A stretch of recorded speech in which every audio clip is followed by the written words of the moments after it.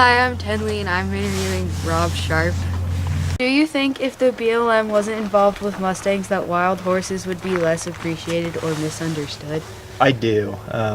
Since '71, the BLM has invested quite a bit of time, money, and energy into marketing these animals for the adoption program, and that has obviously raised quite a bit of public awareness and support for the adoption program. Without the protection under the act, honestly don't know, number-wise what we'd have, of wild horses, and I don't know what the condition of the herds would be like without BLM oversight. Do you think wild horses are safer from injury in the wild or in the corrals? As soon as we bring them to one of our facilities, the stresses of nature are gone. We typically see life expectancy increase 5 to 10 years for a horse that's in captivity versus a horse that's on the range. One thing we don't track, because it's almost impossible to, is just our mortality rate, both in newborn foals, but then also every horse in the HMA. We just, we can't be out there year round. Put a percentage on that. However, it's obvious, upwards of 25-30% is what's going on out on the range. So.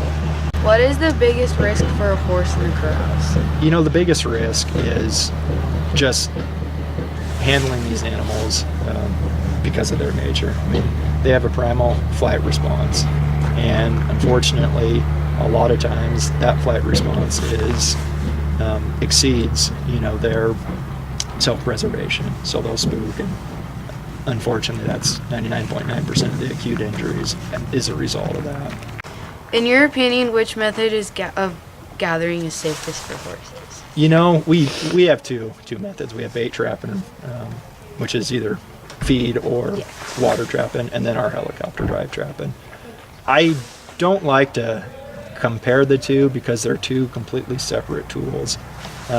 Where we can bait trap are areas where we just can't drive horses with helicopters. In Oregon, we use it primarily in heavily wooded areas where we can easily facilitate setting up a bait trap and loading and hauling horses from. Helicopter drive trapping is by far the most efficient and humane means on these herd management areas that are hundreds of thousands of acres in size, are not easily accessible by road to be able to set up a bait trap.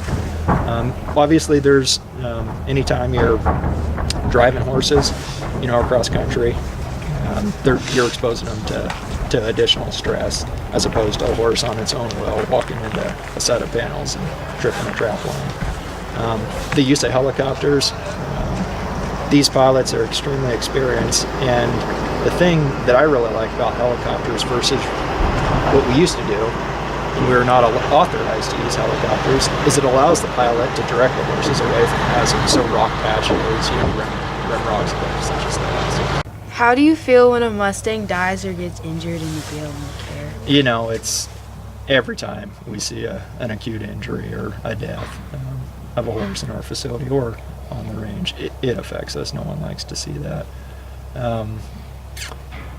I'd say worse off than seeing an acute injury on a horse is seeing horses on the range that are suffering.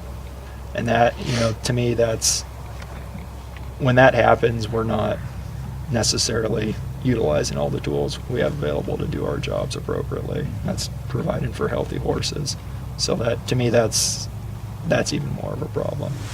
Do you think the BLM will ever start sending Mustangs to slaughter? That is not the, decision of the BLM. Our Congress has that, authority. They're the ones that make the decision on that. I honestly can't tell you if that'll ever change, if sale without limitation or even euthanasia of healthy unadoptable animals, if that authority will ever be granted by Congress. What method do you use for branding, and what methods are most humane? We obviously freeze mark all the horses that come through our facility. As far as most humane, I hate to call one humane and one inhumane. Freeze marking, especially on these older horses, is a lot more low stress. You don't have the initial pain involved that you do with a hot iron brand. But I wouldn't necessarily say that hot iron brand's inhumane. I'd just say it's less stressful for the horses in Is our it less facility. painful too? It is. I mean, there's some level of pain involved with a hot iron brand, obviously. From experience, do you think training horses is easier when they were younger or when they were older? I'd say 99.9% of the time, probably when they're younger. I mean, especially these. They're more curious, don't they? Exactly, and with these wild horses, as you know, it's a lot easier to make that initial trust with them. And in my opinion, so long as you establish that trust, these horses will do almost anything you ask them to, as long as you ask them in the appropriate way. Would you ever do one of the Mustang competitions? You bet. I've thought about it, quite a bit. I think it would be a great way, number one, to work with, many different horses, and number two, just get to know the people that are involved with the competitions. It's a great crowd and a great following. My only problem would be having to have that horse adopted at the end of the competition, just because once I train something, work with something, I kind of like to keep it as my own. So, would you ever let your daughter work with a Mustang? I hope my daughter does work when she's of age. She is into horses. We actually, the month she was born, we adopted a Burro that is eventually going to be hers to care for in a couple of years. So, yeah, absolutely.